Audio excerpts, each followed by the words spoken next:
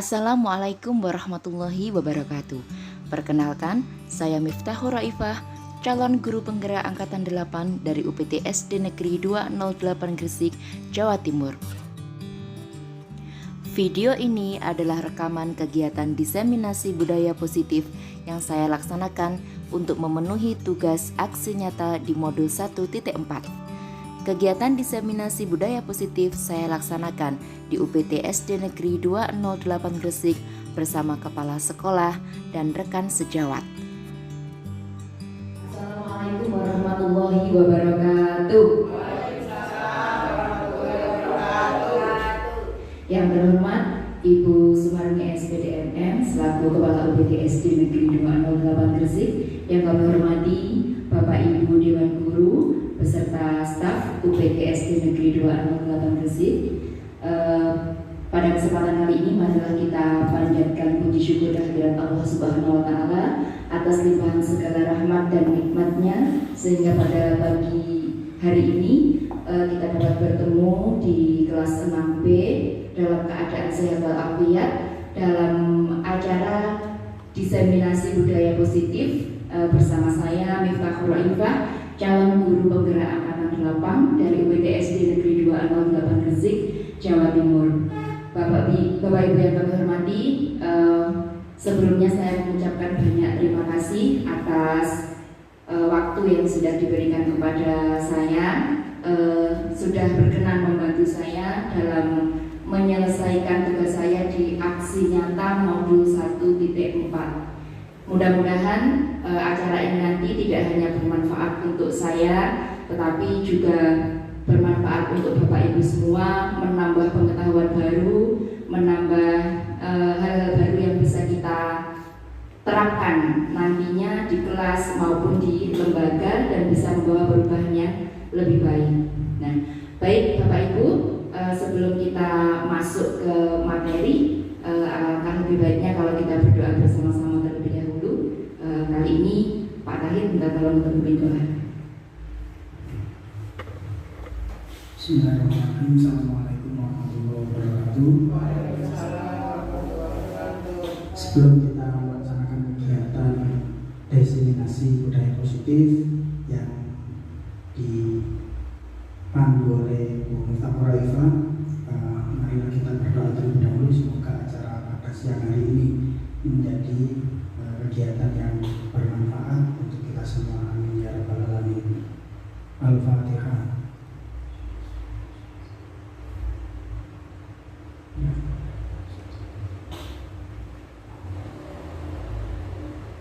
A'udzu billahi minasyaitonir rajim. Bismillahirrahmanirrahim. Allahumma shalli ala sayyidina Muhammad wa ala ali sayyidina Muhammad. Alhamdulillahi rabbil alamin. Allahumma inni as'aluka ilman nafi'an wa rizqan thayyiban wa amalan mutaqabbalan. Ya Allah, berikanlah kepada kami, tambahkanlah kepada kami ilmu yang bermanfaat, rezeki yang baik, dan amalan yang diterima. Rabbana atina fid dunya hasanah wa fil akhirati hasanah wa qina adzabannar. Wassallallahu ala sayyidina Muhammad walhamdulillahi rabbil alamin. Al-Fatihah.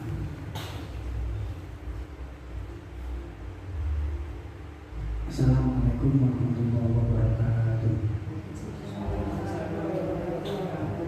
Terima kasih saya sampaikan kepada Pak Tahir yang sudah memimpin doa. Langsung saja Bapak Ibu, ya, untuk mengawali kegiatan pada pagi hari ini kita tepuk dulu ya, supaya lebih semangat. Tepuk sama semangat lagi. Seperti yang saya sampaikan di lapangan kemarin ya, kalau saya bilang semangat pagi, Bapak Ibu menjawab dengan pagi, angkat ya, luar biasa ya. Suaranya dikeluarkan semuanya. 1, 2, 3, semangat pagi. Pagi, luar biasa. Tepuk semangat.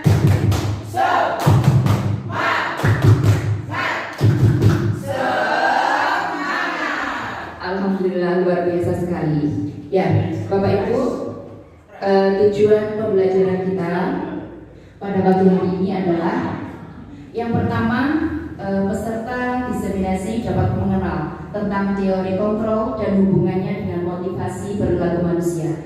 Yang kedua, peserta diseminasi dapat mengenal tentang konsep disiplin atas dasar motivasi intrinsik dan mengacu pada nilai kebajikan universal. Yang ketiga, peserta diseminasi dapat membedakan antara hukuman, konsekuensi, dan restitusi. Selanjutnya, peserta diseminasi diharapkan dapat mengubah aturan menjadi keyakinan. Selanjutnya, peserta diseminasi dapat mengenal kebutuhan dasar manusia. Dan yang terakhir, peserta diseminasi dapat mengenal 5 posisi kontrol dan pelaksanaan segitiga restitusi. Nah, sebelumnya ini jumlahnya berapa? 1, 2, 3, 4, 5, 6, 7, 10 pas. Ada 5 pasang ini nanti ya. Ini ada sebuah permainan. Nah, permainan cobalah buka. Cari pasangan yuk, cari pasangan. Cari pasangan dengan siapa? Buka. Ya. Bu, Pak Kahit bisa dengan siapa? Kami pindah ke sana Pak. Ya. Saya bacakan. Anda adalah A. Tugas Anda adalah mengepalkan salah satu tangan Anda. Coba Anda bayangkan bahwa Anda menyimpan sesuatu yang sangat berharga di dalam kepalan tangan Anda. Ayo kepalkan. Salah satu saja, salah satu. Ya, satu kelompok, satu pasang itu satu yang mengepalkan tangan. Ya, terserah yang mana. Ya.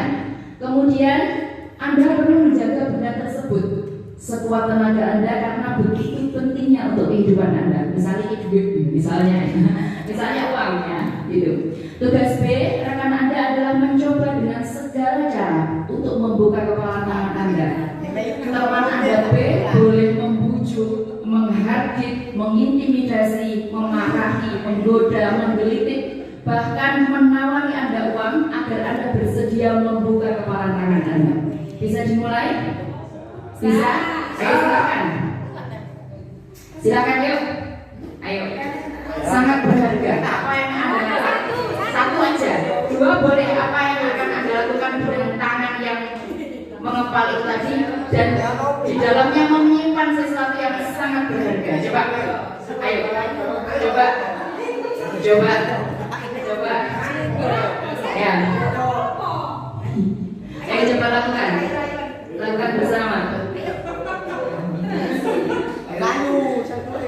Ya, silakan diraih semampunya. Ya, diraih sekuat tenaga. Ya. Bagaimana?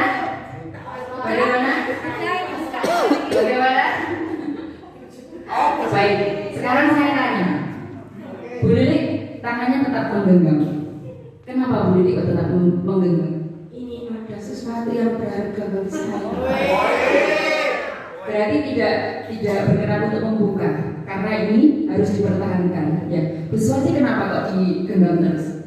Takut keluar yang di dalam ini. Iya, takut keluar sehingga mungkin akan dimiliki oleh orang lain, ya kan? Nah, seperti itulah kita sebenarnya, ya.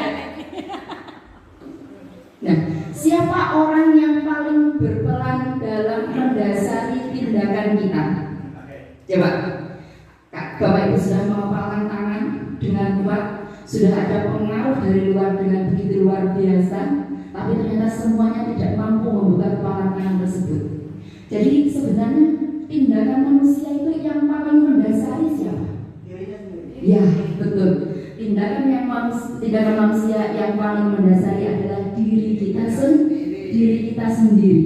Sehebat apapun pengaruh dari luar, kalau kita tidak menghendaki untuk melakukan sesuatu, kita tidak menghendaki untuk bergerak, maka ya tidak akan terjadi, tidak bisa dipengaruhi oleh orang lain. Nah, selanjutnya, selama ini kalau di kurikulum 2013 kita kan mengenal istilah behavioristik, ya, stimulus respon. Nah, ya kan? Nah, sekarang harus kita ubah itu. Ya, kita sudah masuk di kurikulum Merdeka. Ya, kalau di kurikulum 13 yang kita gaung-gaungkan adalah stimulus respon. Bahwa seseorang itu bisa kita pengaruhi dengan kita memberi contoh, dengan kita memberi aturan, dengan kita memberlakukan hal ini, maka dia akan mengikuti. Nah, kalau di ini yang selanjutnya, itu kita akan mengenal yang namanya teori kontrol. Nah, Bapak Ibu bisa membaca perbedaannya. Di stimulus respon ada realitas atau kebutuhan kita sama. Kita dipaksa untuk sama dengan orang lain. Kalau stimulus respon itu kita memberi stimulus, harapan kita yang kita beri stimulus akan bertingkah laku sesuai dengan kemauan kita, gitu kan? Ya. Kalau teori kontrol, realitas atau kebutuhan berbeda. Kebutuhan kita dengan orang lain itu pasti berbeda. Semua orang melihat hal yang sama. Kalau di teori kontrol, setiap orang memiliki gambaran berbeda. Beda kan? Kita memandang sesuatu dari sudut pandang saya dan Bapak itu pasti berbeda. Selanjutnya kita mencoba mengubah orang agar berpandangan sama dengan kita. Nah ini yang sering kita lakukan untuk anak-anak, ya kan? Kita seperti ini, anak-anak harus bisa seperti ini. Nah, seperti kita. Selanjutnya orang lain bisa mengontrol saya. Nah, sebenarnya bagaimana? Hanya Anda yang bisa mengontrol diri Anda, yang paling berpengaruh. Saya bisa mengontrol orang lain, tidak. Anda tidak bisa mengontrol orang lain. Pemaksaan ada pada saat bujukan gagal. Nah, ini kalau kita sudah memberi contoh, membujuk kok gagal, dipaksa. Nah, kalau di teori kontrol, kolaborasi dan konsensus menciptakan pilihan-pilihan baru. Ada kolaborasi, ada percakapan, bagaimana ini baiknya. Kemudian ada model berpikir menang atau kalah. Kalau gagal ya kalah, ya. Kalau di stimulus respon. Untuk selanjutnya kalau di teori kontrol, model berpikir menang-menang. Karena kita bergerak berdasarkan pemikiran kita sendiri, maka kita akan dikirim kepada situasi yang selalu menang. Karena yang kita gerakkan adalah pikiran kita sendiri. Nah, mulai saat ini mari kita rubah paradigma tentang stimulus respon, ya, menuju ke arah teori kontrol, bahwa yang paling besar atau pengaruh paling besar terhadap tindakan seseorang adalah diri sendiri, ya, betul. Nah, ada contoh ini. Ada berapa contoh? Nah, yang pertama, Bu Lilik selalu datang tepat waktu dan tidak pernah terlambat datang ke sekolah. Ya, sekarang kita tanya. Ya. Kita tanya, Bu Lilik berperilaku seperti itu sebenarnya apa yang Bu Lilik inginkan? Atau tujuannya berperilaku seperti itu apa? Karena itu juga sudah suatu prinsip ya, kita terbiasa melakukan itu sesuatu itu tepat waktu. Kita kalau ada sesuatu itu jangan sampai mengerjakan itu melebihi jatuh tempo yang sudah ditentukan. Jadi kayak kita pukul 7 berangkat masuk, sebisanya sebelum pukul 7 kita sudah datang. Bu Lilik mengerjakan itu atas kemauan sendiri atau bagaimana? Iya, itu sudah dari hati nurani saya sendiri. Luar biasa. Sekarang ada Pak Tahir. Ya, Bapak Tahir selalu memakai helm ketika mengendarai sepeda motor. Ya, ini saya tanya sekarang. Alasan Pak Tahir selalu memakai helm apa coba?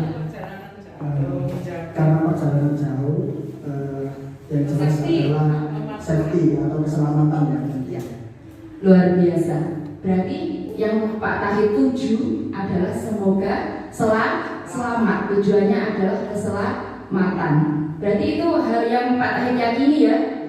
Yakin kalau misalkan nanti jatuh kok nggak pakai helm, berarti nanti akan terluka lebih parah daripada pakai helm. Iya. Selanjutnya, Ibu Marmi selalu berpakaian rapi dengan model baju dan atribut sesuai aturan. Nah, itu kira-kira motivasi Ibu Marmi apa kok seperti itu?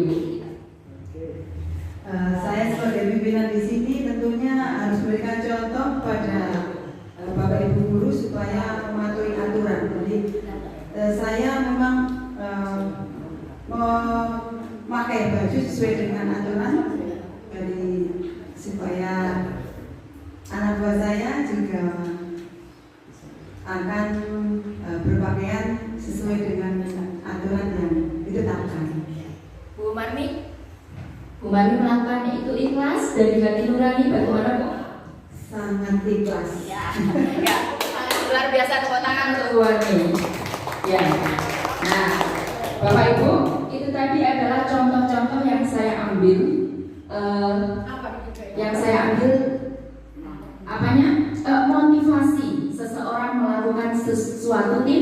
suatu tindakan. Jadi setiap orang melakukan sesuatu itu pasti ada alasannya. Gak mungkin melakukan sesuatu tanpa alasan. Ngeles itu namanya. Ya.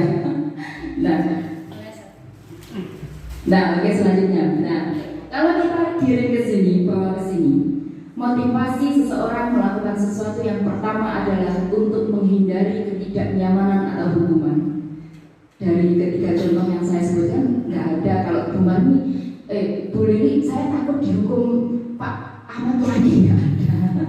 Pak Tahir, saya takut ditangkap polisi Pak kalau nggak pakai helm. Tidak ternyata. Bu Marmi juga, wah saya nanti takut ditegur sama kepala BKPSDM ya, tidak seperti itu. Jadi Bapak Ibu guru di sini ternyata sudah luar biasa melakukan sesuatu berdasarkan nilai-nilai yang mereka percaya atau diyakini. Nah, ketika itu motivasi perilaku manusia ini adalah tulisan dari D. Nicholson ya. Jadi motivasi seseorang melakukan sesuatu itu ada tiga itu. Yang pertama untuk menghindari ketidaknyamanan atau hukuman. Yang kedua untuk mendapatkan penghargaan atau pujian dari orang lain. Kemudian yang ketiga untuk menjadi orang yang menghargai diri sendiri dengan nilai-nilai yang mereka percaya. Nah, itu kalau Bapak Ibu guru sudah bagus. 3 contoh tadi sudah mewakili bagus-bagus semua. Kira-kira kalau peserta didik kita, nah itu masuk yang mana Bapak Ibu? Murid-murid itu loh, masuk yang mana kira-kira? Masuk yang mana Bu Rizka? Yang kedua mendapatkan penghargaan. Pak Galo, coba murid-murid kita kira-kira motivasi mereka disiplin itu coba kira-kira apa?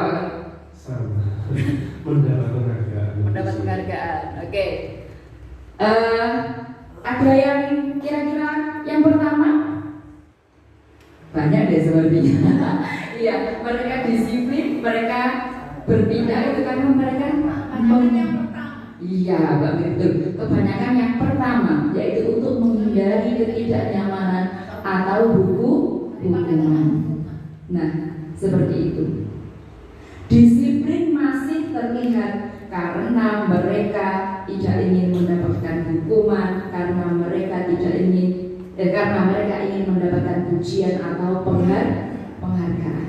Nah, saya ingin membawa Bapak Ibu ke sebuah disiplin yang positif. Nah, disiplin positif itu yang bagaimana? Ya, yang seperti yang ketiga.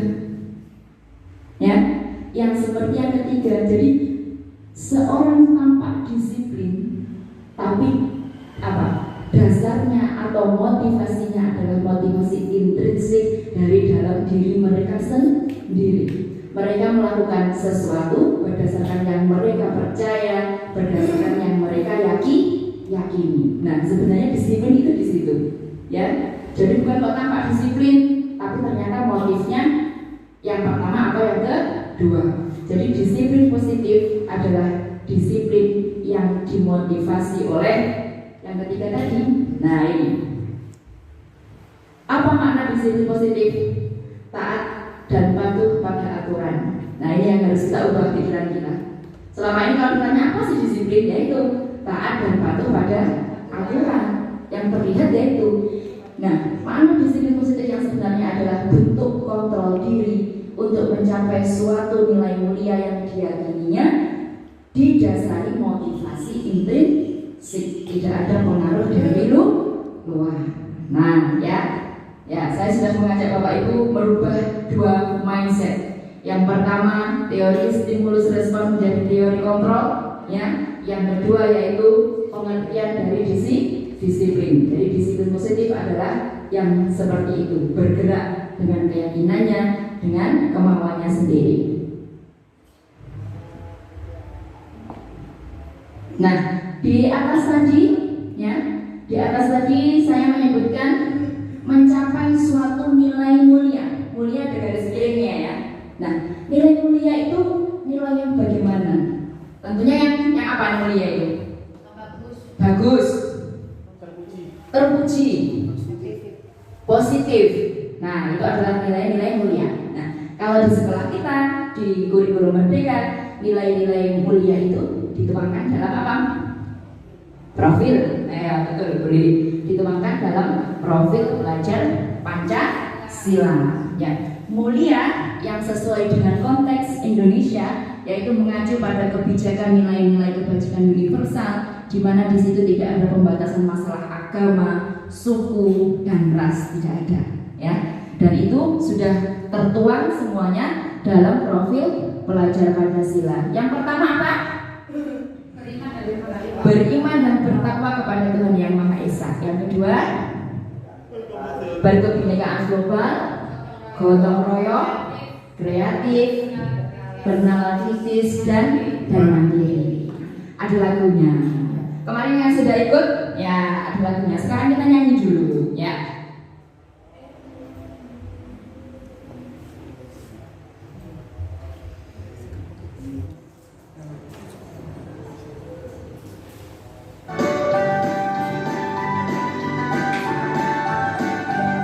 Ya, semuanya bisa berdiri. Ayo. Bisa berdiri. Ya, belajar Pancasila, beriman dan bertakwa pada Tuhan Yang Esa dan berakhlak mulia, berkebinekaan global, gotong royong mandiri, kreatif dan bernalar kritis. Lagi belajar Pancasila, beriman dan bertakwa pada Tuhan Yang Esa dan berakhlak mulia, berkebinekaan global, gotong royong mandiri, kreatif dan bernalar kritis. Tangan Bapak Ibu semuanya.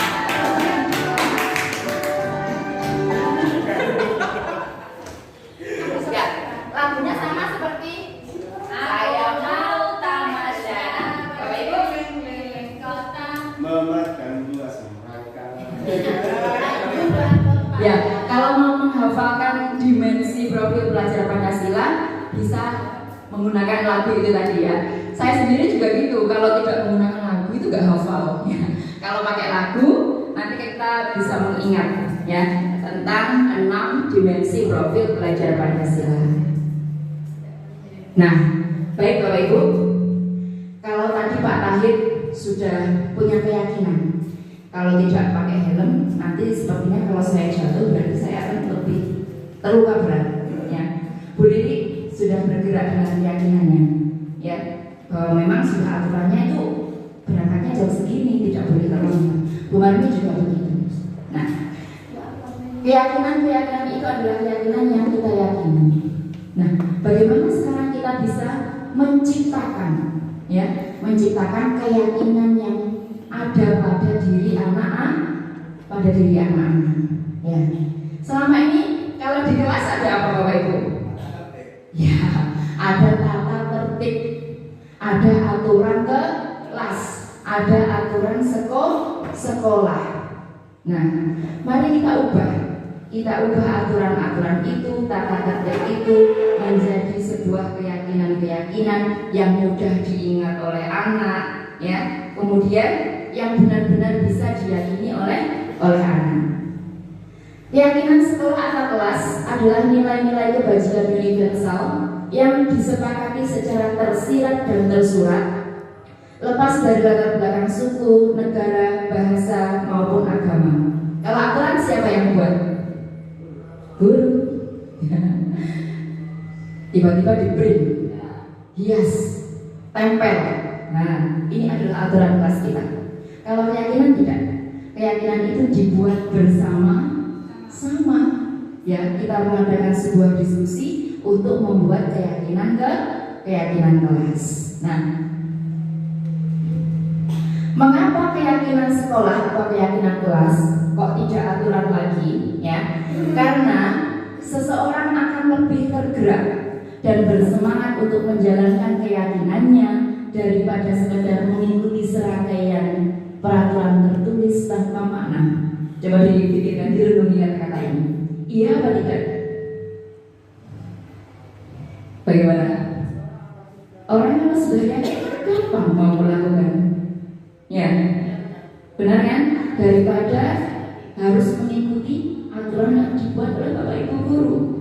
melok gawe, nggak ikut buat. Sementara dipaksa untuk patuh, untuk nurut. Nah, itulah bedanya antara aturan dan keyakinan. Nah, kira-kira ini masih baru loh, masih baru masuk, ya, masih ajaran baru. Ini adalah kesempatan kita untuk merubah hal ini, ya. Jadi kalau kemarin ada aturan-aturan kelas, mari kita ubah mulai awal tahun ajaran ini. Kita bersama-sama merubah peraturan menjadi keyakinan kelas. Nah, bagaimana? Ya, keyakinan itu kan dibuat juga dengan murid. ya. Setelah murid yang mengajukan usul itu kan bisa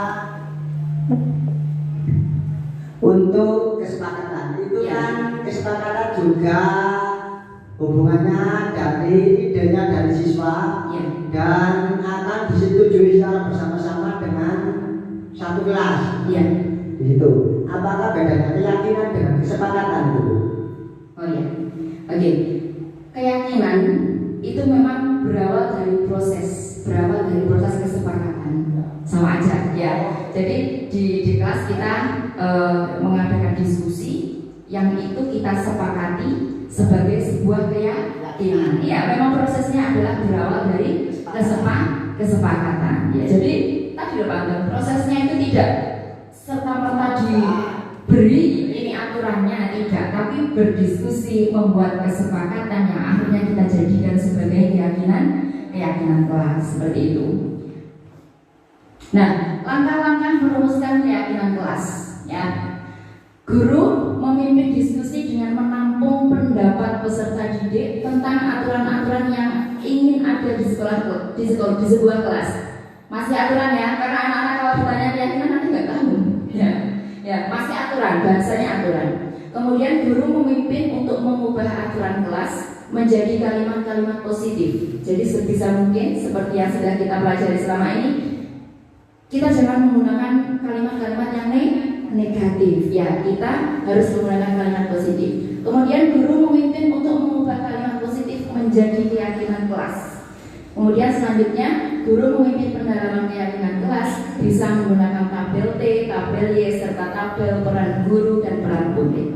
Nah, ini kemarin di awal masuk saya sudah melakukan ini bersama anak-anak.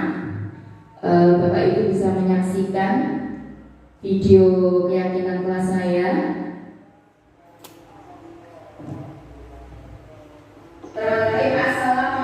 Ini dipercepat ya, saya percepat aja. Saya tidak makan, berarti akan silakan sampai ya atau satu kelasnya. Nah, ini yang pertama saya adalah meminta anak-anak menyampaikan aturan yang mereka inginkan ada di kelas. Ya.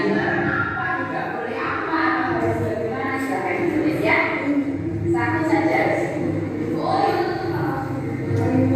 Masih ada di sini. Ini sengaja nggak saya ambil supaya sekalian bisa buat contoh ya. Prosesnya nggak harus seperti ini, hanya mengangkat tangan, pendapatnya ditampung boleh saja, terserah kreativitas Bapak Ibu. Ya. Nah, di sini anak-anak menuliskan satu aturan yang mereka inginkan berada di kelas ini. Ya, dimaksimalkan tempatnya, kelas itu tulisannya dimaksimalkan. Dipercepat ya Bapak Ibu. Nah, ini anak-anak menempelkan ide-ide mereka, keinginan mereka ke depan kelas.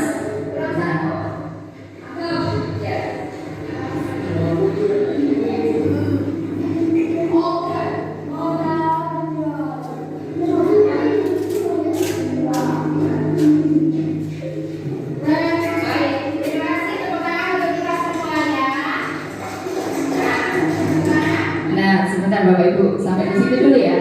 Nah, ini isinya aturan dari anak-anak itu semuanya rata-rata menggunakan kalimat yang negatif. Ya, dilarang membuang sampah sembarangan, tidak boleh bertengkar, tidak boleh berkata kasar. Kemudian dilarang membuang sampah sembarangan, sudah ya tadi. Kemudian dilarang membuli teman. Nah, kalimatnya dari anak-anak ini berupa larangan, negatif semua kan, seakan-akan kita tuh nggak boleh gini, nggak boleh gitu, nggak boleh gitu. Nah, kalau prosesnya dalam membuat keyakinan kelas apa tadi? Setelah anak-anak menuliskan peraturan yang mereka inginkan, kita bantu anak-anak untuk merubah kalimat-kalimat ini menjadi kalimat-kalimat yang positif. Ya, misalnya, lanjut ya.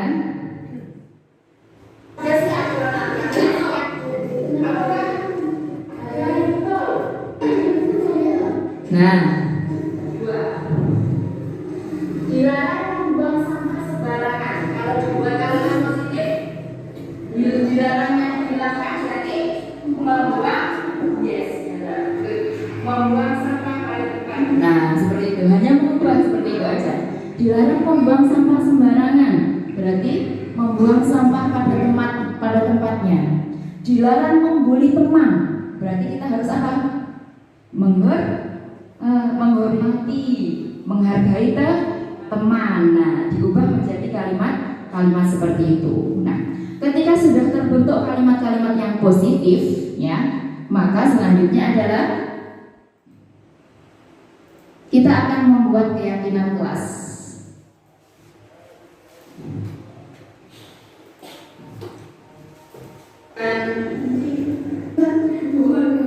Nah, ini ya, ini prosesnya. Tidak menjalankan kalimat-kalimat positif ini, kita buat menjadi keyakinan kita. Kenapa kok sudah positif kok diubah lagi? Sebisa mungkin keyakinan kelas itu simpel, padat, dan banyak makna. Tujuannya keyakinan itu pokoknya mudah diingat. Apa keyakinanmu? Akan langsung bisa untuk mengucapkan. Nah, ini setelah keyakinannya itu jadi, ya.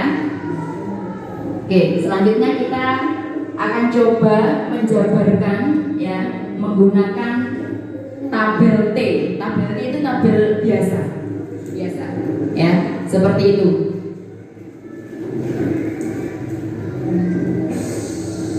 Tampak seperti untuk kolom pertama, dan yang kedua tidak tampak seperti. Bisa menjalankan keyakinan yang pertama, yaitu hormat dan menghargai. Yang kita lihat itu contohnya seperti apa? Ya, hormat.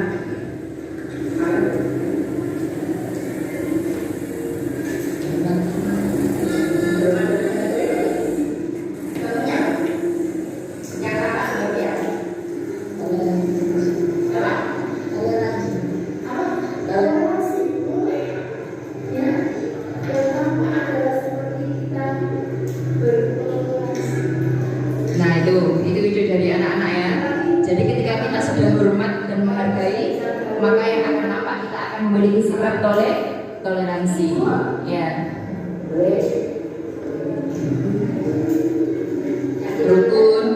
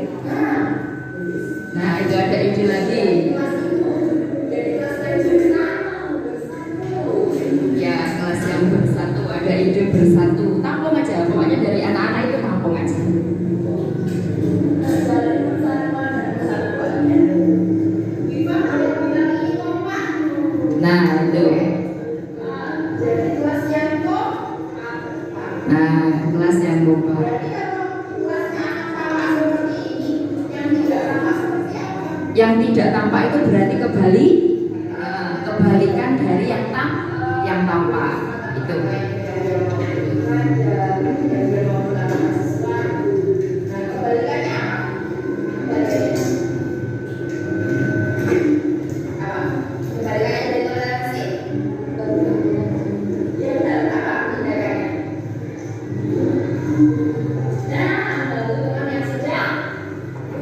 Udah ya, itu berarti yang tidak tampak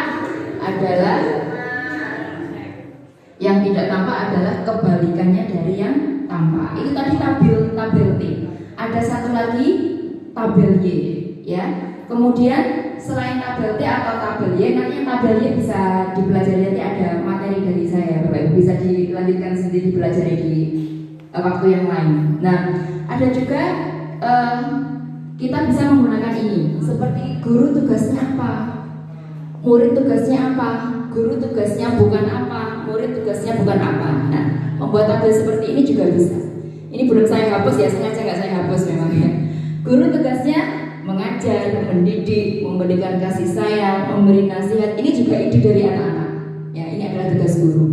Kemudian murid tugasnya belajar, mematuhi guru, sopan, mendengarkan guru. Nah, ini juga ide dari anak-anak. Selanjutnya, guru tugasnya bukan bermain, mencontohkan yang buruk, berbicara kotor, marah-marah. Murid tugasnya bukan mencontek, bukan tawuran, bukan berkata kotor, dan bukan membuli. Nah, ini juga bisa digunakan untuk menjabarkan dari keyakinan-keyakinan yang sudah kita sepakati. Nah, itu langkah-langkah membuat keyakinan ke kelas. Nanti juga bisa ini Bu Marni, mungkin bisa dilanjutkan untuk langkah-langkah membuat keyakinan sekolah. Ada deklarasi seperti itu, nah bisa dilanjutkan ke situ dalam lingkup sekolah kan lebih luas, melibatkan semua siswa.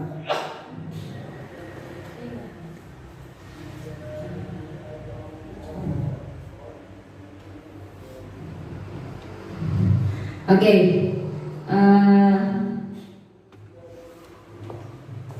ya sudah ada 3 ya, diingat-ingat lagi, mengubah mindset dari stimulus respon menjadi kontrol, mengubah mindset tentang pengertian disiplin positif, kemudian mengubah aturan kelas menjadi keyakinan. Saya harap Bapak Ibu bisa menyerap itu semuanya dengan baik. Oke, selanjutnya kita goyang dulu. Bambi, ayo kita putar-putar dulu ya. Oke, semuanya bisa berdiri.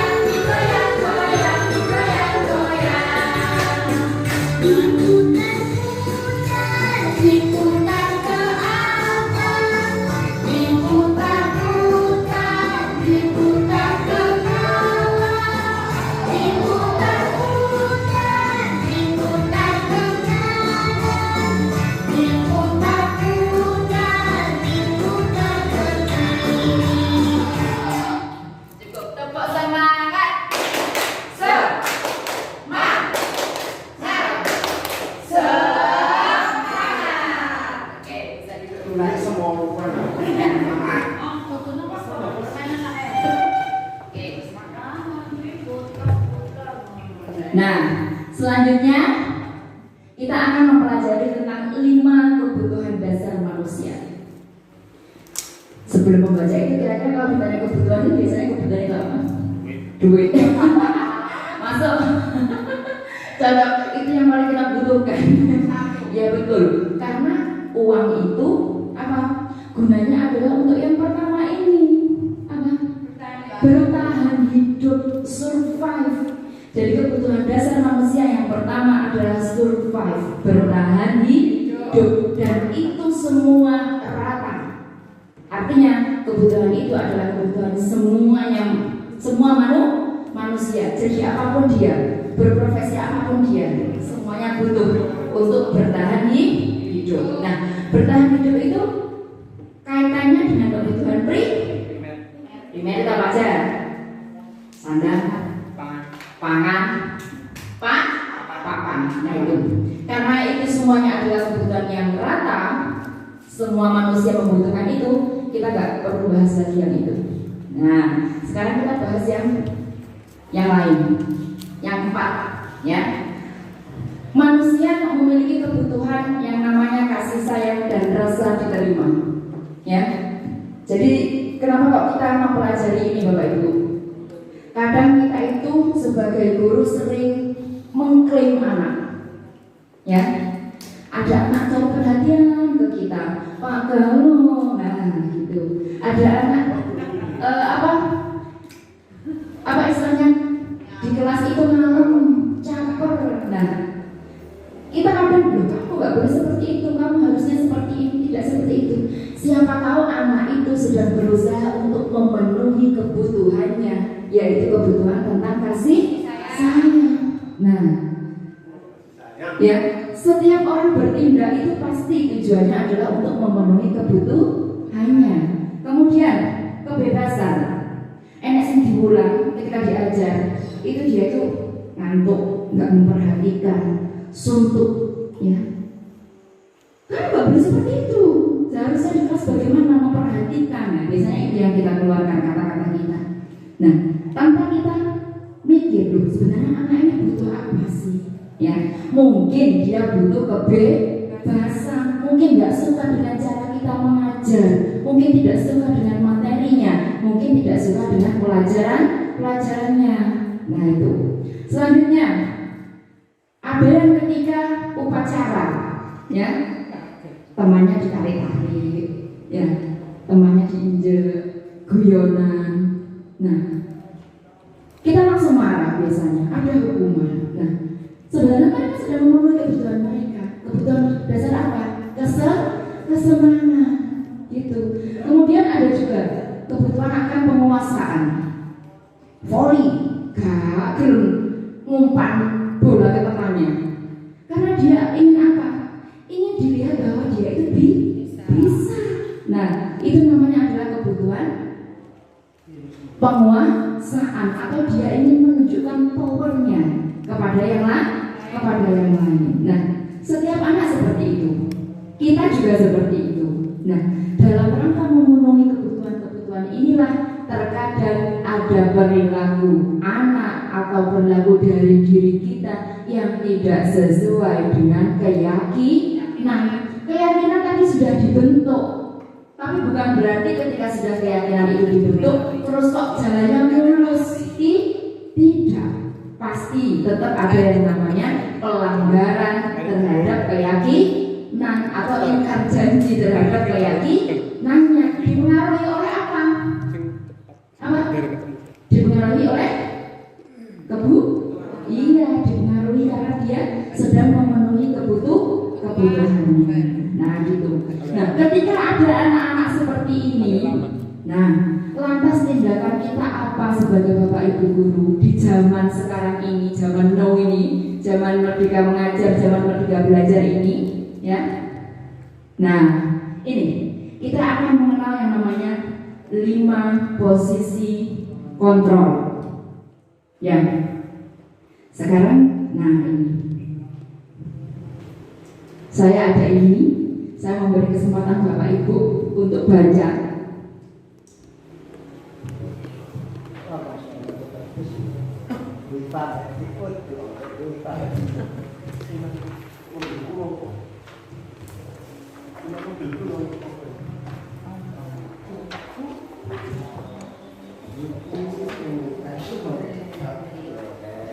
Ya, ada 5 posisi kontrol yang biasanya diperankan oleh Bapak dan Ibu guru dalam menangani sebuah masalah. Yang pertama, bertindak sebagai penghukum. Yang kedua, bertindak sebagai pembuat rasa bersalah. Kemudian dia bertindak sebagai teman. bertindak sebagai pemantau, dan yang terakhir sebagai manajer. Coba Bapak Ibu baca di situ ada perbedaan-perbedaannya.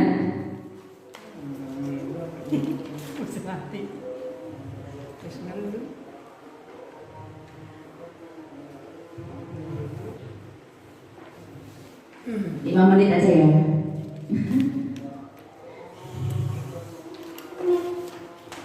Sambil diraba-raba dirinya. Selama ini saya ini memerankan posisi apa? Coba.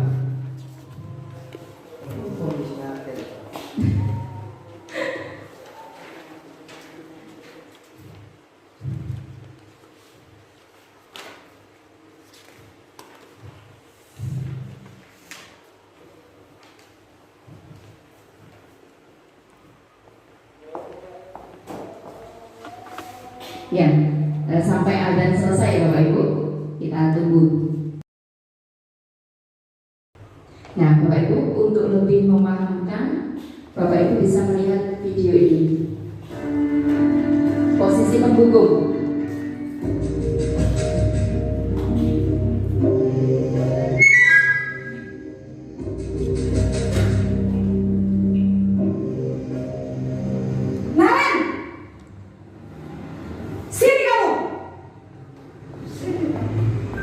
Selamat pagi Bu.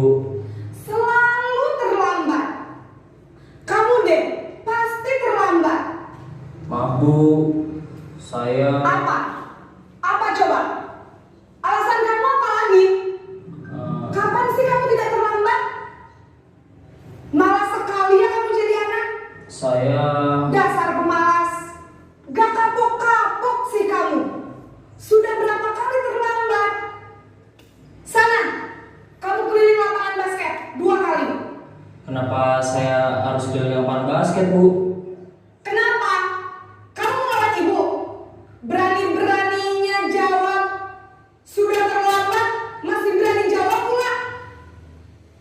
Sekarang, keliling lapangan basket 5 kali sekalian. Biar kapok. Cepat. Pergi sana ke lapangan basket.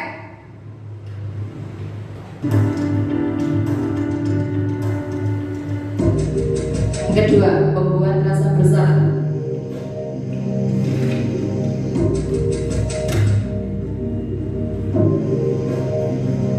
Naren!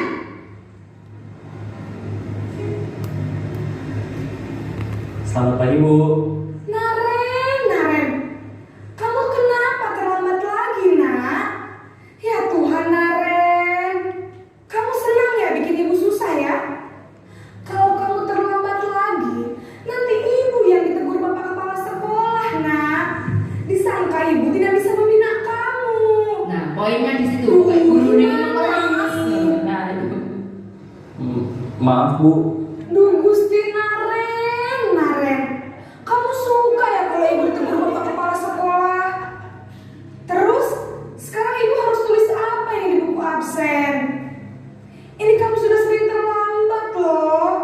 Ibu harus apa coba? Maaf Bu. Maaf sekali. Ya sudah, lain kali jangan bikin ibu susah lagi ya nak ya. Ibu tidak akan kuat lagi kalau kamu begini terus. Bisa jantungan kalau ibu tegur bapak kepala sekolah. Sana cepat ke kelas. Maaf ya Bu. Maaf. Gurunya sekali. meminta belas kasihan. Nah, itu membuat rasa bersalah sehingga murid itu kayak salah. Proses banget. membuat rasa bersalah, Ya. berbicara dengan nada tenang. Oke. Sekarang posisi teman.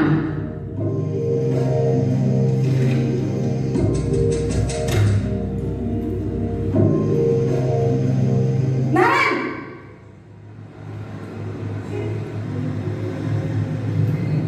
Selamat pagi Bu. Wah, sudah jam berapa ini nak?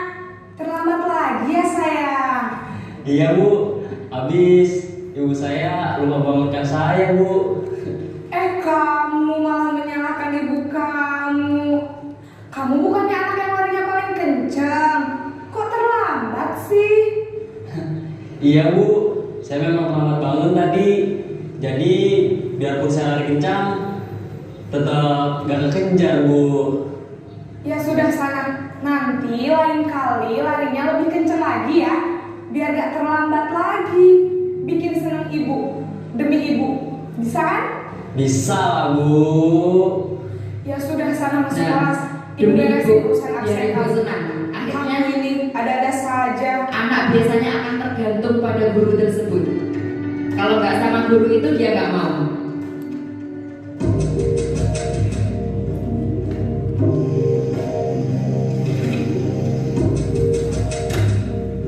Sekarang posisi pemantau. Naren,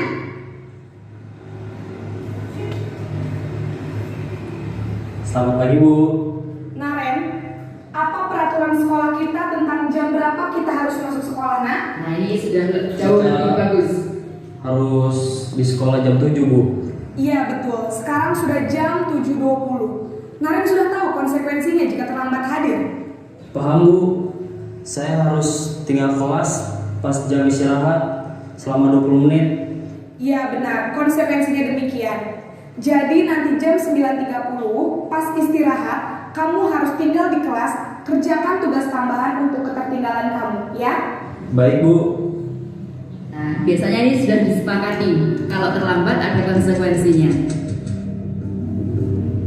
Ini terakhir, posisi manajer.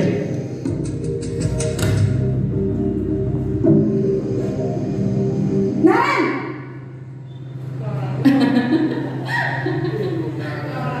Selamat pagi Bu. Selamat pagi Naren. Maaf Bu, saya terlambat.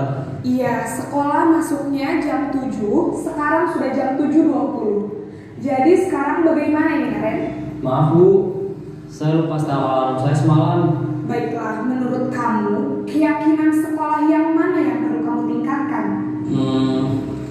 Menghargai diri sendiri dan orang lain mungkin ya Bu. Setuju.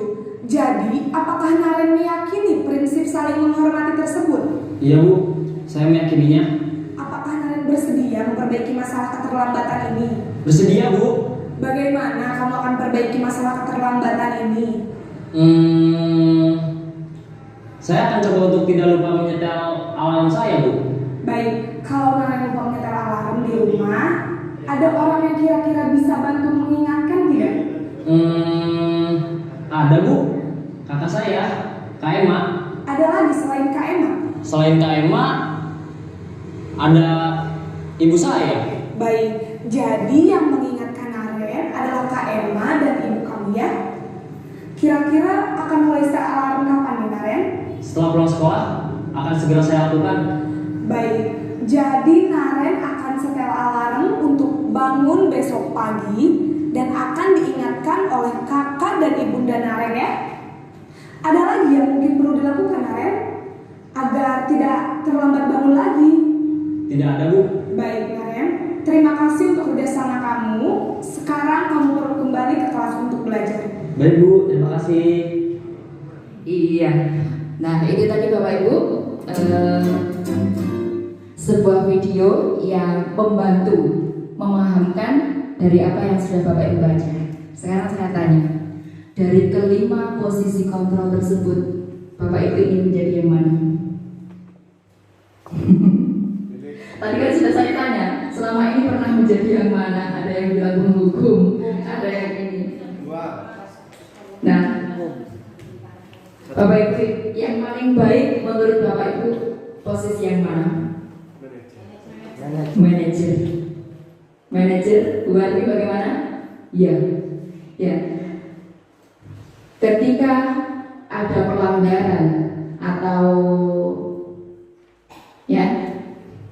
istilahnya apa ya, ketidaksesuaian dengan keyakinan yang sudah disepakati bersama, ya, tindakan-tindakan yang dilakukan oleh guru untuk saat ini menghadapi anak-anak generasi Z sekarang ini, ya, wacananya yang paling baik adalah kita bertindak sebagai posisi manajer. Seperti yang dicontohkan tadi, kalau menghukum itu akan mengakibatkan anak itu biasanya sakit hati. Hukuman kan tidak tertulis di sana. Kamu terlambat, udah kamu gini aja. Anak sakit hati, dendam, dicegat dengan ego-egoan. Kalau anak besar bisa seperti itu, anak SMA ya, karena marah terhadap gurunya. Sepedanya digembos, ya. Sepeda motornya baru digarap pakai itu. Ya. Kemudian rasa bersalah. Pembuat rasa bersalah itu anak juga jengkel, ya. Karena kita sepertinya memelas kepada anak, itu lebih menyakitkan. Menyakitkan itu di hati kalau menurut saya yang pembuat rasa bersalah itu. Kalau hukuman kan biasanya fisik, nah gitu. Kemudian ada posisi teman. Nah, kalau teman seperti tadi contohnya, murid itu jadi tergantung. Kenapa kok sering ada kasus, oh, nggak sama Bu Eva nggak mau. Nah itu seperti itu.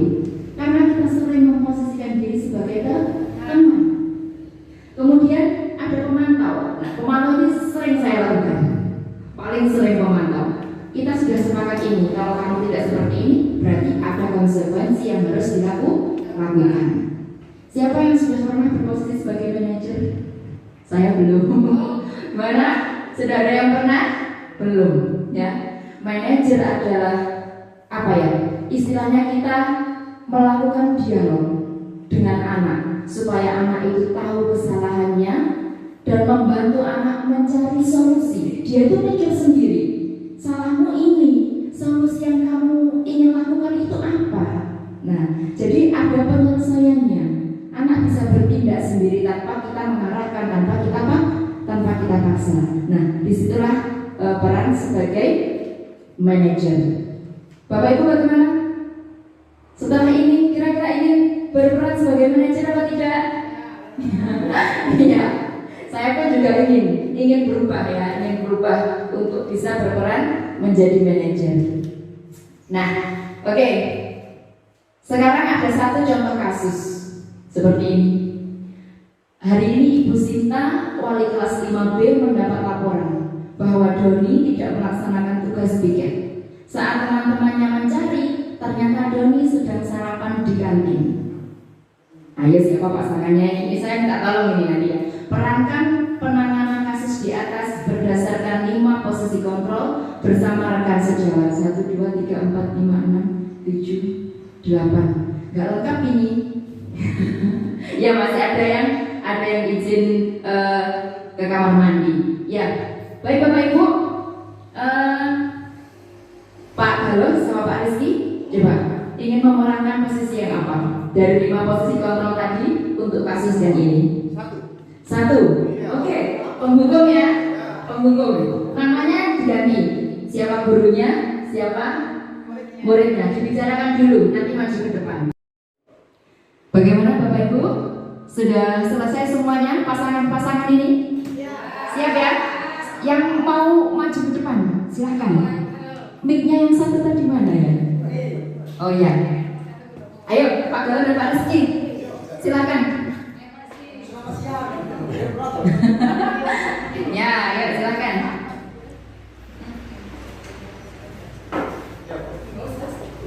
Loh, jajannya kita lagi dulu. Ya, silakan. Dijelaskan dulu posisinya sebagai apa ya? Dekat dong, dekat. Yang jadi guru siapa ini? Saya. Ini muridnya. Iya, saya jadi murid. Iya. Namanya Rizky, saya leparkan. Ya, silakan. Iya, praktekkan.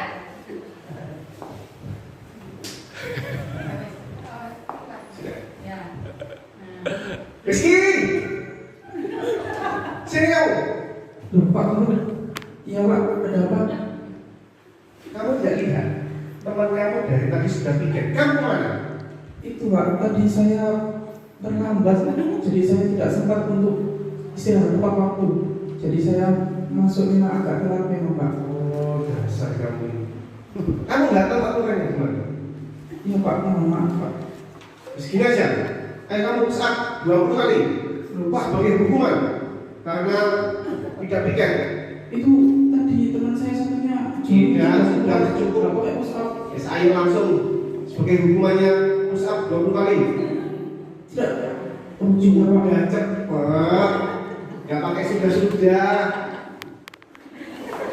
Oke, terima kasih Pak Galuh dan Pak Rizky. Ya, bagus sekali ya. Bagus sepertinya Pak Galuh ini selain jadi jago acting. Ya biasanya ngono sebenarnya. Iya, bagus sekali ya. Itu tadi adalah praktik untuk apa? Memerankan posisi penghukum. Baik, selanjutnya Pak Ahmad Rizky silakan.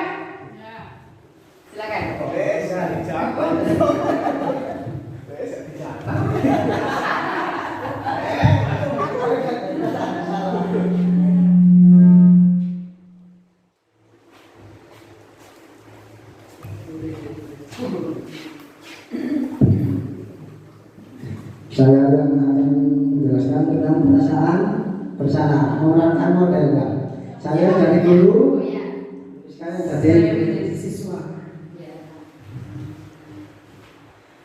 Rizka. Iya Pak. Gak apa-apa. Kamu ini pagi-pagi sudah jajan di kantin, sedangkan hari ini ada tugas piket jadwal kamu untuk hari ini. Iya Pak, maaf tadi saya sarapan dulu ke kantin. Ya. Kamu ini kelihatannya sering jajan ya. Kok sudah pagi ini padahal jadwalnya sudah tertulis dan kamu itu jajan aja terus. Iya Pak, maaf Pak, karena saya lapar jadi saya makan dulu ke kantin. Ya, ingat keyakinan yang pernah dibuat. Jadi kamu telah melanggar tentang tanggung jawab kamu. Iya Pak, saya mohon maaf, saya tidak akan mengulangi lagi. Ya, untuk lain kali diusahakan sebelum berangkat dari rumah sarapan dulu, dan kalau ada tugas piket dilaksanakan sesuai dengan jadwalnya. Baik Pak, saya laksanakan. Ya. Oke, tepuk tangan untuk Rizka memerankan posisi apa tadi? Pembuat rasa bersalah. Salah nol ya. Silakan Rizka. Boleh nih. Bu Eva, yuk silakan. Memerankan posisi apa tadi? Pemantau ya.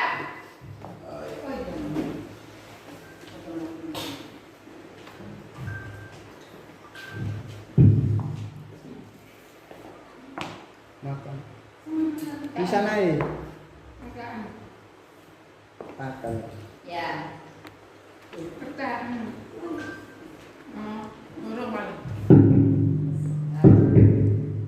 Yuk silakan. Saya sebagai guru. Ya. Ani, iya Bu Guru. Hari ini hari apa? Hari ini hari Selasa Bu. Ya. Tadi Bu Guru dapat laporan dari teman-teman yang seharian mencari Ani. Kenapa hari ini tidak piket? Siapa saja yang jadwalnya piket hari ini? Hari ini yang piket saya, Tony. Eni, Ina, dan Irfan Bu. Oh ya, tadi semuanya sudah lapor ke Bu Guru. Hari ini Ani tidak piket. Sudah tahu jadwalnya kalau hari Selasa adalah piket kelas. Kenapa Ani kok di kantin? Iya Bu Guru, tadi saya bangunnya kesiangan jadi gak sempat sarapan, terus saya lapar jadi saya ke kantin. Oh iya, besok-besok tidak usah diulangi lagi ya. Harus tanggung jawab. Kalau piketnya hari Selasa, berarti kita berusaha untuk bangun lebih pagi untuk mempersiapkan diri sehingga Ani dapat sarapan di rumah dan tidak telat untuk melaksanakan piket kelas. Baik Bu Guru. Terima kasih teman-teman. Terakhir. Saya dan Bu Marni ya. Saya bawa ini Bu. Bacanya kan Bu, nggak apa Bu, nggak apa-apa.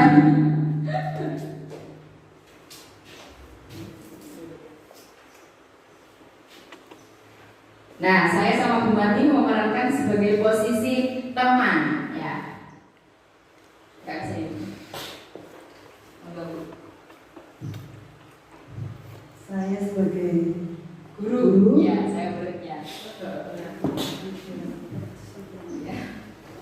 Saya berperan sebagai guru Dan saya sebagai muridnya. Iva. Ya Bu. Saya dapat laporan dari teman-temanmu kalau kamu hari ini dan kamu sedang berada di kantin untuk sarapan. Benar apa tidak itu, Iva? Iya Bu, benar Bu. Maaf, karena saya tidak sempat sarapan Bu, jadi saya lapar dan ke kantin dulu. Oh gitu ya. Lain kali kalau besok-besok kamu tidak sarapan, kamu minta saja ke Bu Marmi. Kan Bu Marmi tiap hari bawa bekal. Boleh Bu? Boleh, asalkan kamu saat piket harus melaksanakan piket. Wah, iya Bu, siap Bu. Kalau Bu Marmi memberi saya sarapan setiap hari, saya pasti akan piket Bu.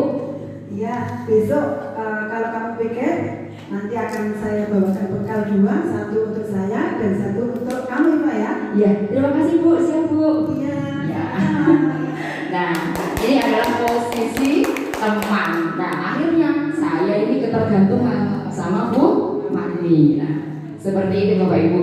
Nah, itu tadi adalah posisi-posisi yang sudah kita perankan bersama. Luar biasa sekali. Ayo kita semua kita beri tepuk wow ya kepada kita sendiri. Ya, tepuk wow. Dikasih W, dikasih O, dikasih W. Wow, keren. Ya, luar biasa. Bapak Ibu sudah bisa memerankan 4 posisi kontrol. Nah, oke. Nah, yang belum adalah posisi yang terakhir, yaitu sebagai manajer. Nah, sebelum itu Bapak Ibu bisa melihat video ini.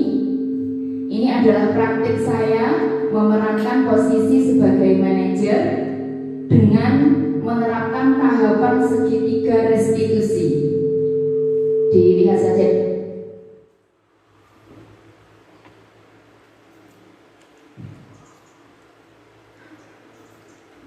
Sambil melihat video ini, Bapak Ibu bisa melihat kertasnya yang sudah saya bagikan.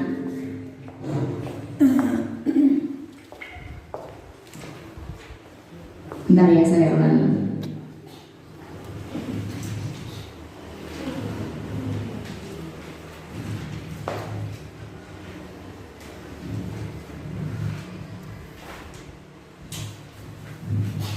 Yang belakang Bu, yang saya dan Vino ya. Saya dan Vino. Nah, ada yang perlu saya jelaskan dulu sebentar. Nah, dalam video nanti itu saya berperan sebagai posisi manajer dengan menerapkan tahapan segitiga restitusi. Nah, apa itu restitusi? Restitusi adalah proses menciptakan kondisi bagi murid untuk memperbaiki kesalahan mereka sehingga mereka bisa kembali pada kelompok mereka dengan karakter yang lebih kuat. Nah, jadi kalau dihukum biasanya dia akan dendam, kembali ke kelompok masih dalam keadaan dendam, masih marah, masih merasa bersalah, masih tergantung dengan guru. Nah, kalau posisi manajer dengan menggunakan segitiga restitusi, nah harapannya mereka itu setelah melakukan kesalahan bisa kembali ke kelompok mereka dengan karakter yang lebih kuat atau lebih baik.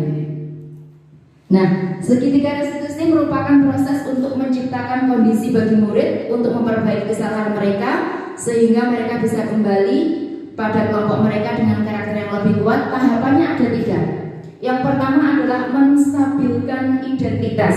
Yang saya cetak dengan warna merah itu adalah percakapan-percakapan dalam tahap menstabilkan identitas. Yang saya cetak warna biru itu adalah tahapan kedua, validasi tindakan yang salah. Kemudian yang saya cetak warna hijau itu adalah tahap ketiga, menanyakan keyakinan. Nah, Bapak Ibu bisa sambil melihat print out-nya. Ini saya putarkan praktik segitiga restitusi saya bersama Vino ya. Selamat siang Vino. Selamat siang Bu. Vino, kamu suka bermain bola? Ya Bu, suka berbola. Oh iya, kamu sudah bermain bola hari ini? Ya Bu, sebentar. Biar maksimal. Oh, pasti semangat.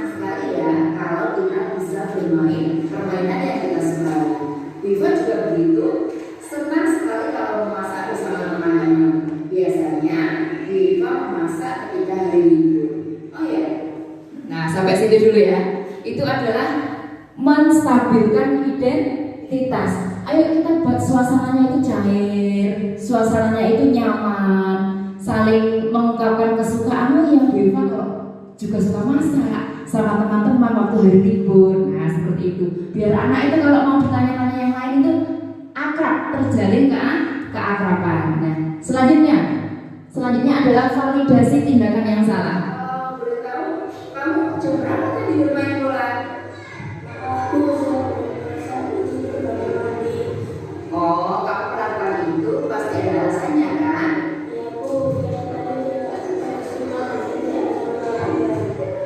Ya, wajarlah. Kamu kan suka bola. Pasti kamu susah untuk menolaknya. Untungnya kamu tidak lebih lama lagi bermainnya dan kamu masih ingat untuk kembali ke kelas. Nah, sekarang saya akan lagi. Nah, dari kamu bermain saat pelajaran. Nah, validasi tindakan yang salah itu kita mencoba bertanya kepada anak biar dia itu mengungkapkan apa kesalahannya, biar dia sendiri yang ngomong.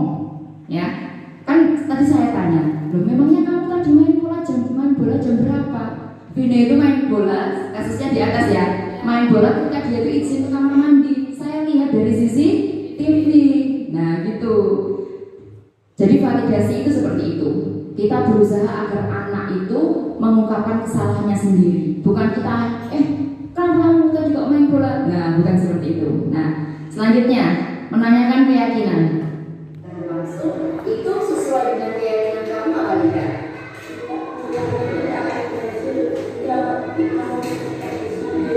Nah, betul. Disiplin adalah keyakinan kita. Jadi, apa yang harus kita lakukan agar kita senantiasa bisa menjadi orang yang disiplin?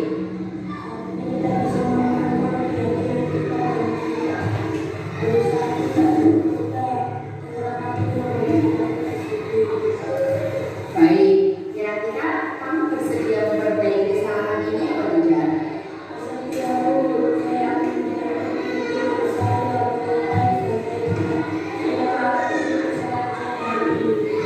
Baik, kalau kamu berhasil memperbaiki kesalahan ini, kira-kira kamu akan menjadi orang seperti apa?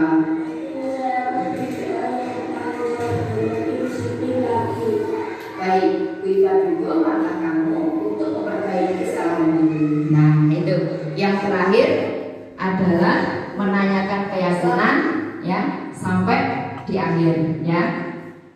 Saya tidak memberikan ide apapun kan di situ. Ya, semuanya berasal dari siswa. Nah, itulah yang disebut dengan pelaksanaan segitiga restitusi. Nah, di situ pasti ada satu kasus, ya. Ada kasus Salwa dan Viva. Ini, ya, karena tadi penampilan yang bagus itu semuanya bagus. Tapi yang paling menghibur itu Pak Galuh sama Pak Rizky. Ya, tolong ya maju lagi bisa ya memerankan Bu Iva dan Salwa. Ya, baca aja, dibaca untuk praktik segitiga restitusi. Silakan. Yuk, silakan. Ekspresi. Sambil dibawa teksnya ya. Aku cuma aku beda. Ya aku sing guru tak gantian tak.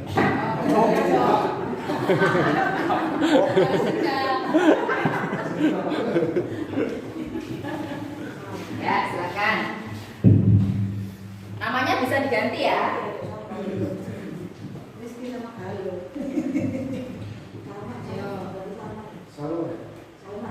Salman. Iya, sama aku sing Viva.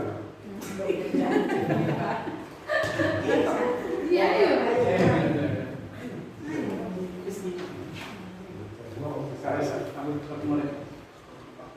Selamat pagi Rizky. Ya, selamat pagi Pak.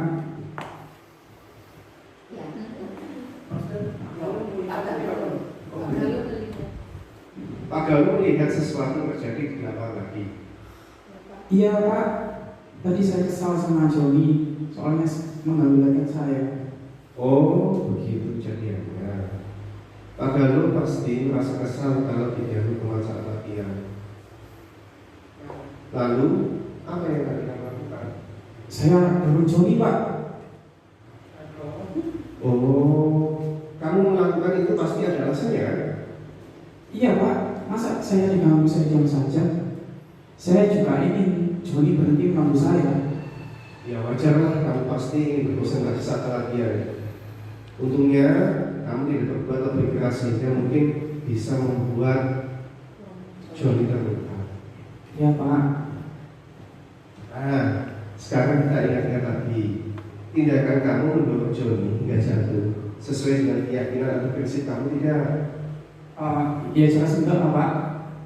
Apapun yang terjadi itu harus tetap saling menghargai antara saya dan Joni. Ya setuju. Saling menghargai dan menyayangi adalah keyakinan kita. Jadi apa yang harusnya kita lakukan ketika sedang kesal atau marah? Harusnya saya lebih bersabar dan berpikir lagi untuk melakukan sesuatu yang merugikan terhadap Joni. Baik, bagus. Kira-kira kamu bersedia nggak memperbaiki kesalahan ini? Bersedia Pak.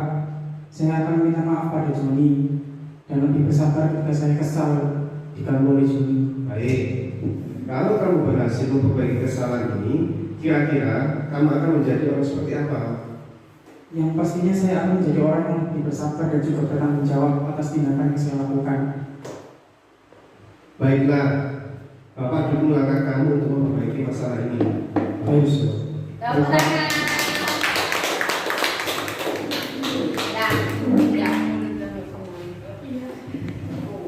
Nah, seperti itulah pelaksanaan segitiga restitusi ya Bapak Ibu. Nanti setelah ini kira-kira ingin melaksanakan apa tidak?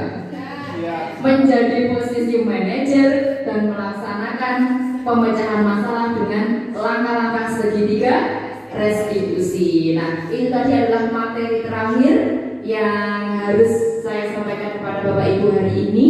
Oke, masih semangat? Bu Suwati bagaimana? Bu Suwati masih semangat? Coba semangat pagi, luar biasa. Oke, ya. Sebelum ditutup, barangkali dari Bapak Ibu ada sesuatu yang ingin disampaikan, boleh. Gak harus pertanyaan ya, pertanyaan boleh atau mungkin apa saja yang ingin Bapak Ibu sampaikan terkait yang kita pelajari pada pagi hari ini sampai siang ini. Silakan. Ya Pak Galuh, silakan. Assalamualaikum warahmatullahi wabarakatuh. Waalaikumsalam warahmatullahi wabarakatuh. Dari penjelasan tadi tentang apa tadi? Kesadaran, keyakinan, keyakinan. Iya. Pemahaman keyakinan kepada anak.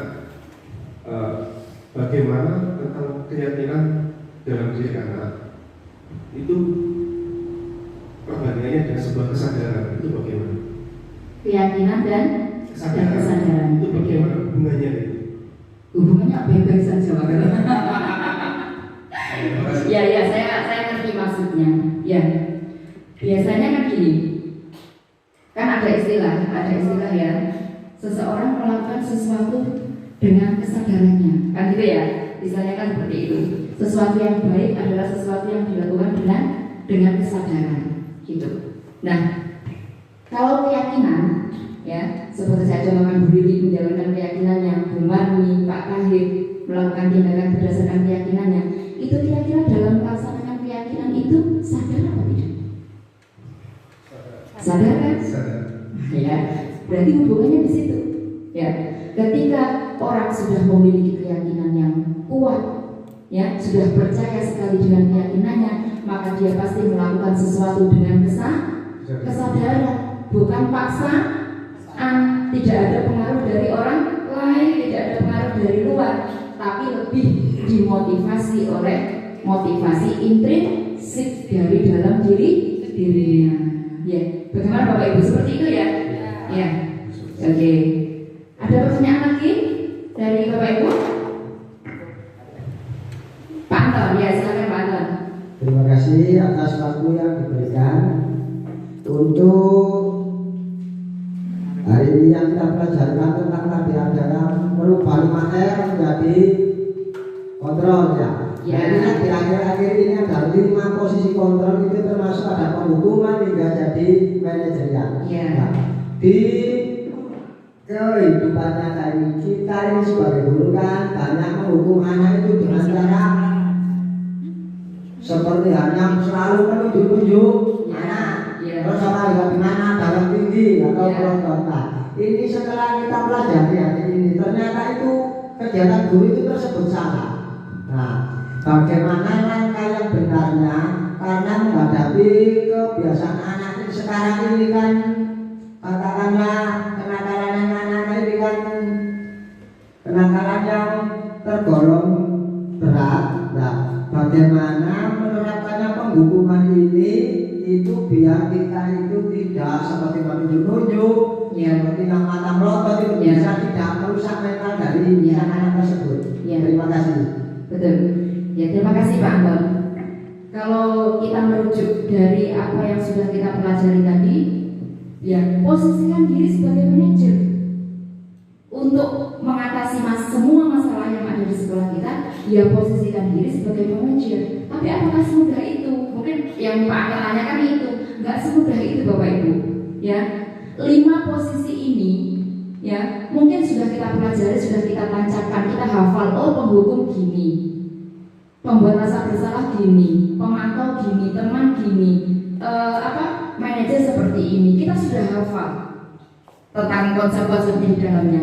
Tapi terkadang ada suasana yang membuat kita tiba-tiba celing berposisi sebagai penghukum, saking tidak bisa mengelola emosi.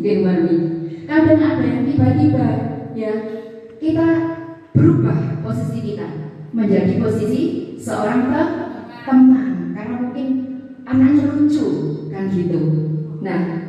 Nah ini pengaruh-pengaruh dari luar ini yang harus kita hindari ya. Kita sebisa mungkin mengontrol diri kita untuk tetap kekeh dengan keyakinan kita bahwa posisi manajer adalah posisi yang terbaik ya. Misalnya anak itu parah ketika kita mau teriak, mau bentak, ingat keyakinan kita. Posisi manajer guys, paling baik guys, tahan kan gitu ya, tahan. Bagaimana selanjutnya kita itu bisa benar-benar melaksanakan posisi manajer itu. Yang paling baik, sepakat ya Bapak Ibu? Yang paling baik manajer ya? Ya, sepakat. Tinggal bagaimana kita melaksanakannya, menjalankannya supaya suasana apapun kita tetap bisa berposisi sebagai manajer. Sudah matang ya? Ada pertanyaan yang lain? Cukup? Ya, cukup. Nah, baiklah Bapak Ibu, sudah panjang kali lebar kali tinggi. Mudah-mudahan apa yang kita pelajari hari ini bermanfaat. Ya, mari kita sedikit merefleksi apa yang sudah kita pelajari hari ini tentang apa saja. Ini yang Bu Eva coba. Ya, apa saja yang sudah kita pelajari hari ini Bu Eva?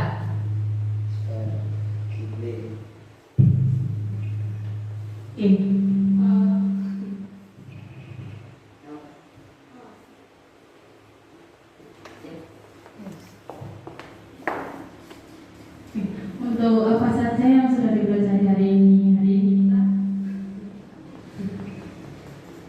banyak sekali mempelajari bagaimana cara menangani seorang anak, bagaimana kita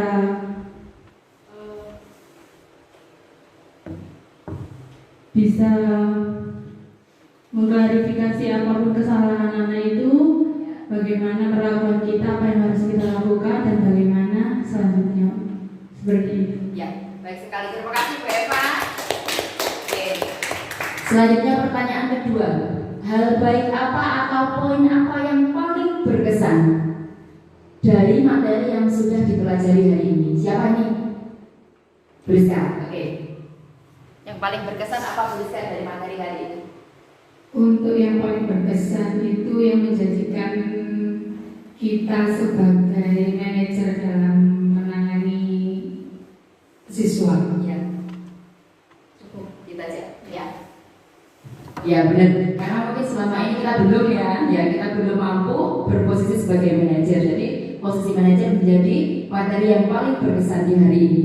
Selanjutnya, langkah apa yang akan dilakukan sebagai wujud perubahan paling awal? Siapa ini? Monggo, Pak Galuh. Apa langkahnya setelah mendapat materi ini? Pak Galuh ingin menjadi guru yang bagaimana, Pak Galuh? Setidaknya dari gambaran tadi kita dapat meraba-raba kekurangan dan kelebihan kita masing-masing yang setelah berpuluh-puluh tahun kita berkecimpung di dunia pendidikan, setidaknya untuk sekarang ini kita mencoba untuk menjadi seorang manajer. Pak Galuh, langkah awalnya setidaknya langkah awalnya itu ya berproses menuju ke sana. Ya, oke, baik, tepuk tangan untuk semuanya. Oke, ya baik Bapak Ibu, mudah-mudahan materi yang saya sampaikan hari ini menjadikan tugas belajar saya tuntas, kemudian juga memberikan manfaat kepada Bapak Ibu semua, dan juga memberi manfaat untuk lembaga kita, ya, untuk perubahan ke arah yang lebih baik. Selanjutnya, thank you, terima kasih sudah bergabung di kegiatan hari ini. Mari kita lemaskan otot kembali Bapak Ibu terakhir ya.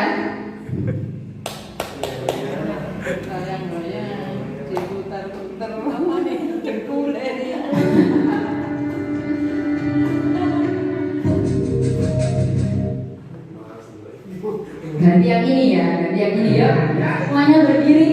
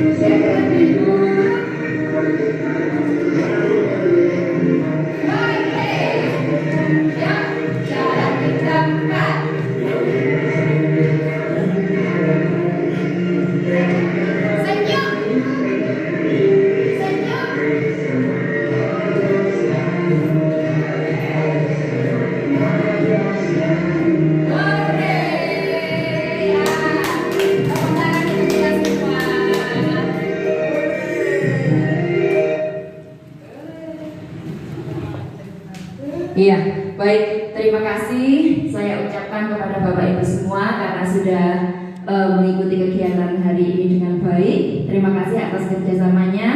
Dari saya apabila ada kekurangan atau kesalahan, baik sengaja maupun tidak disengaja, saya mohon maaf yang sebesar-besarnya. Billahi taufiq wal hidayah. Wassalamualaikum warahmatullahi wabarakatuh.